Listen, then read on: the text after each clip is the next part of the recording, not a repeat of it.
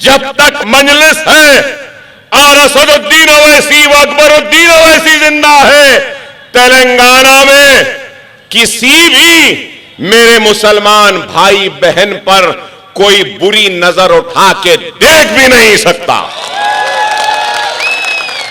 हमारे पास वो ताकत है, वो कदम जो हमारी तबाही के लिए बढ़ते हैं, उन कदमों को रोकना हमको आता है। वो आंखें जो बदनीयती के साथ, बदनजरी के साथ हमारे ऊपर देखती हैं, उन आंखों को लोचना हमको आता है। वो हाथ जो हमारी इज्जत और आबरू को लूटने के लिए बढ़ते हैं, उन हाथों को तोड़ना भी हमको आता है। ना रोटी मिली, ना कपड़ा मिला, ना मकान मिला, ना खुशहाली मिली, ना तरक्की मिली, ना तहफ्फुज मिला, ना सुकून मिला। यह बात क्यों कह रहा हूं?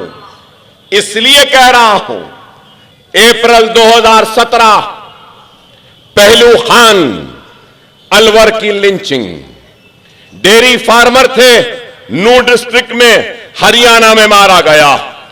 16 जून 2017 जफर हुसैन खान प्रतापगढ़ डिस्ट्रिक्ट के थे, सीपीआईएमएल के एक्टिविस्ट थे, तो उनको लिंच किया गया।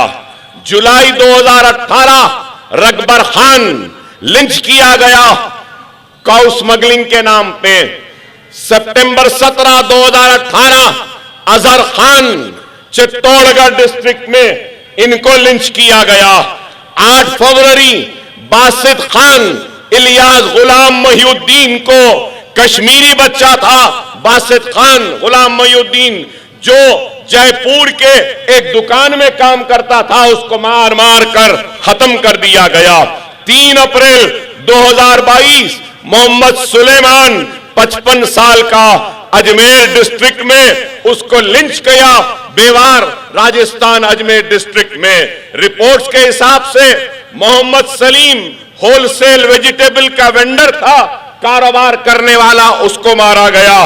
15 फरवरी 2023 नासिर और जुनैद को भरतपुर डिस्ट्रिक्ट में मार दिया गया। 19 अगस्त को वसीम 27 साल आसिफ और अजहरुद्दीन भी था जो इंजर्ड हुए। और उसके बाद में फिर सितंबर 2023 को वकील मोहम्मद 20 साल का मुस्लिम नौजवान मोटरसाइकिल पर घर जा रहा था, लकड़ी का काम करता था, 6-7 लोगों ने मिलकर उनको मार दिया। 1 अक्टूबर 2023 मोहम्मद इकबाल 17 साल के बच्चे को लिंच किया गया और मॉब ने उनको मार दिया राजस्थान जयपुर में, करीब 12। तो सवाल यह है, क्या बाजारों में मरना हमारा नसीब है? क्या भूख और प्यास के लिए तड़प तड़प कर मरना हमारा नसीब है? क्या बेरोजगारी हमारा मुकद्दर है? क्या इसलिए कांग्रेस को वोट दिया? अरे मैं सवाल कर रहा हूं, जवाब है तो जवाब दो। तुम बजट भी नहीं देते, बराबर से पढ़ाते भी नहीं हो और फिर इल्जाम लगाते हो कि मजलिस आई है बांटने के लिए। नहीं, हम बांटेंगे नहीं, हम लड़ाएंगे नहीं, हम ये हरगिज़ो क़तई नहीं कहेंगे। हम कहेंगे कि हिंदू और मुसलमानों को आपस में मिलकर रहना चाहिए और मोहब्बत के साथ रहना चाहिए।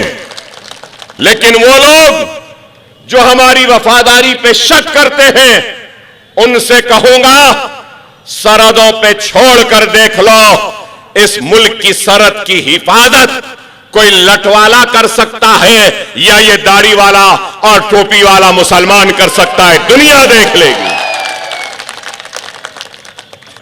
तो सवाल ये पैदा होता है कि आज हिंदुस्तान कि सबसे बड़ी अक़लियत मुसलमान सबसे पिछड़ी हुई, सबसे कमजोर और सबसे पीछे क्यों है?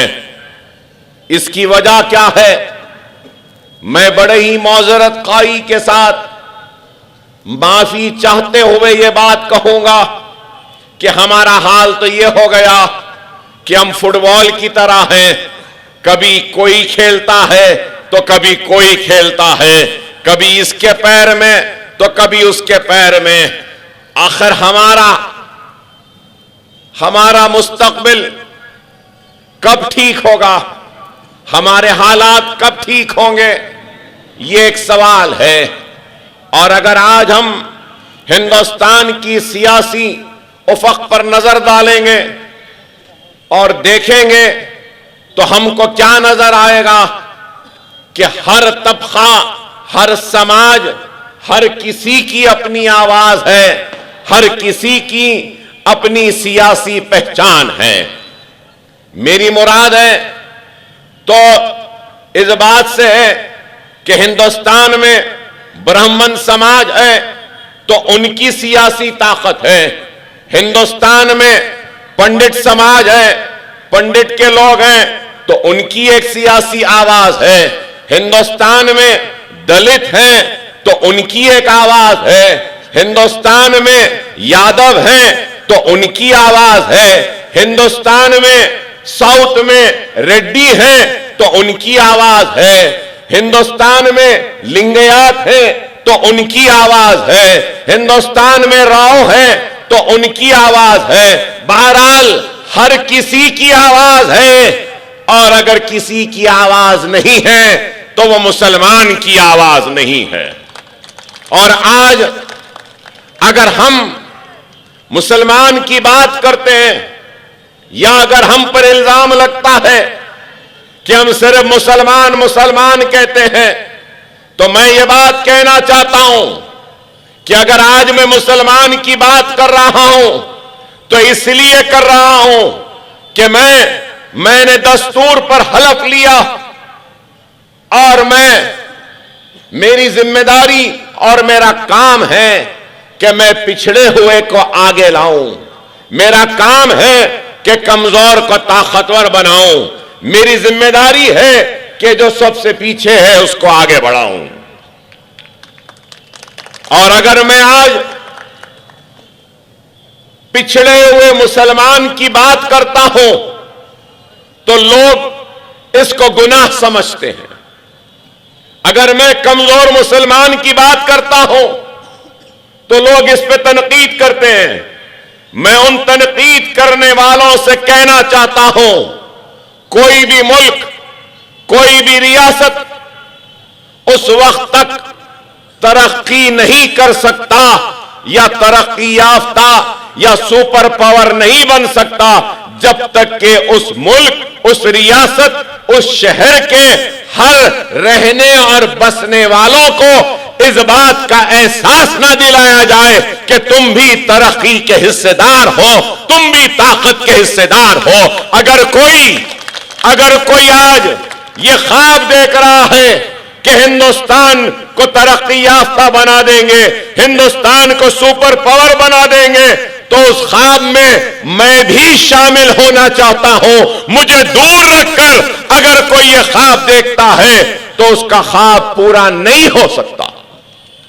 ये हकीकत है, ये हकीकत है।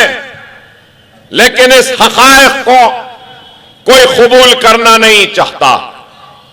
इंदिरा गांधी के दौर में गोपाल सिंह कमीशन बनाया गया था और गोपाल सिंह कमीशन ने निशानदेही की कि हिंदुस्तान में SC, ST और BC से भी अगर कोई पिछड़ा हुआ है, कमजोर है, तो वह हिंदुस्तान की सबसे बड़ी अक़लियत मुसलमान है। गोपाल सिंह की रिपोर्ट आई और कई बरस तक वैसी ही पड़ी रही, रिकमेंडेशंस कुछ नहीं हुए।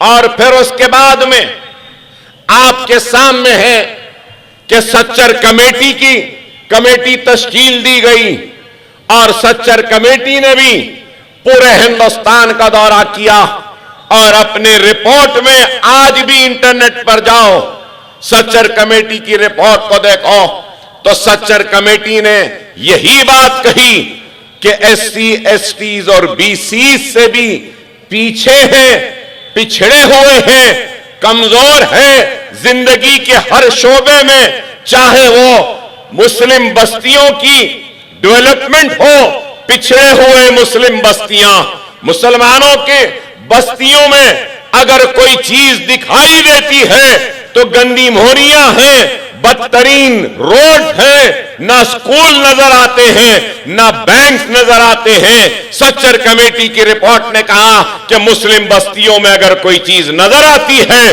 तो वो सिर्फ पुलिस स्टेशन नजर आते हैं। ये मेरे जुमले नहीं, ये सच्चर कमेटी की रिपोर्ट है। सच्चर कमेटी ने अपने फाइंडिंग्स, अपने रिपोर्ट में रिकमेंडेशंस भी दिए और कहा कि मुसलमानों की तालीमी पसमानदगी को दूर करने के लिए ये करो, मुसलमानों के बस्तियों में तरक्याती सरगर्मियां लाओ। उन्होंने कहा कि मुस्लिम बस्तियों में बैंक्स लाओ, लेकिन नहीं हुआ। अरे आज मैं यहां खड़े होकर आपसे पूछना चाहता हूं, क्या हमको रोजगार में मौका मिल रहा है? क्या हमको बैंक से लोन मिलता है कारोबार के लिए? क्या हमारे बस्तियों में तरक्याती सरगर्मी आती है? नहीं आती। जब कभी भी मुसलमान अपनी नाइंसाफी पर बरहमी और गुस्से का इजहार करता, कमेटी बनाई जाती और कमेटी बनाकर मुसलमानों के गुस्सों को ठंडे करने की कोशिश की जाती और उसके बाद भी गुस्सा ठंडा नहीं हुआ तो फिसादात हमारे किस्मत, हमारा नसीब बन जाती हैं। और फिर फिसादात की तबाही के बाद वो बरहम मुसलमानों के गुस्सों को दबाने के लिए फिर कमीशन बना दिए जाते हैं और फिर उसके बाद भी अगर मुसलमान का गुस्सा अगर कम नहीं हुआ तो रमजान में इफ्तार की दावत कर लो या गरीब नवाज सरकार के पास एक चादर भेज दो, बस मुसलमान खुश हो गया। यही है। अरे मैं आज आपके दरमियान में आया हूं तो कोई आपसे आपकी दौलत मांगने नहीं आया हो, कोई आपकी जायदाद अपने नाम कराने नहीं आया हो। मैं सिर्फ और सिर्फ आपके हक को मांगने के लिए आपके सफों में इत्तेहाद पैदा करते हुए, सोते हुए आपके ज़मीर को जगाने के लिए आपके दरमियान में आया हूं। अल्लाह ने मुझे बहुत कुछ दिया है, इज्जत है, दौलत है, पहचान है, शोहरत है, सब कुछ है, लेकिन फिर भी आपके दरमियान में खड़ा हो तो अल्लाह उसके रसूल की कसम अपने लिए नहीं, आपके हक के लिए खड़ा हो और मांगने के लिए खड़ा हो। याद रखो, याद रखो, कानून इन चौराहों पर, बाजारों पर या रोड में नहीं बनते। कानून बनते हैं तो ऐवान पार्लियामेंट, ऐवान असेंबली में बनते हैं, या फिर वो कानून जो आपके फायदे का भी होगा तो वो भी बाजार में नहीं बनेगा। अगर वो कानून जिसके जरिए आपका नुकसान होगा, वो कानून भी बाजार में नहीं, ऐवानों में बनते हैं। इसलिए हमारे नुमाइंदों का ऐवानों में पहुंचना जरूरी है। पहुंचकर मुंह पे पट्टी बांधकर बैठने वाले गूंगे हमको जरूरत नहीं है। हमको ऐसे लोग चाहिए जो हमारी आवाज बनकर हमारी तर्जुमानी करें, हमारी हक की लड़ाई लड़े।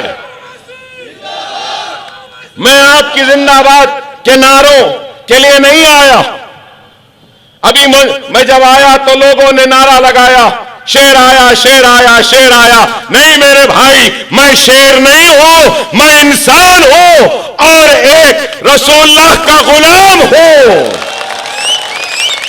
यहां आया हूं तो आपको शेर बनाने आया हूं। शेर बनना है शेर।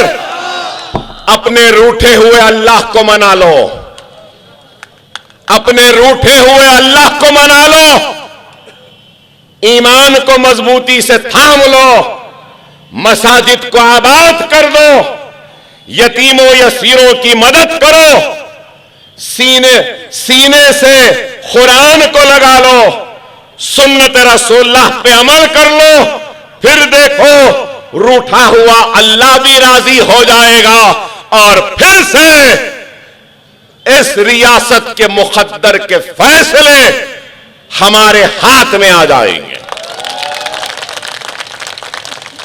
अल्लाह राजी तो दुनिया राजी। खुदारा मेरी बात को समझो, हर किसी को आपने वोट दिया और फिर आपका यह हाल क्यों है? आज लोग सवाल करते हैं और पूछते हैं कि भाई मजलिस यहां क्यों आई? मजलिस क्यों आई? मैंने आपसे कहा कि आपके हक के लिए आई। मजलिस क्यों आई? आपके लिए लड़ने के लिए और आपका जो हक है उस हक को हासिल करने के लिए।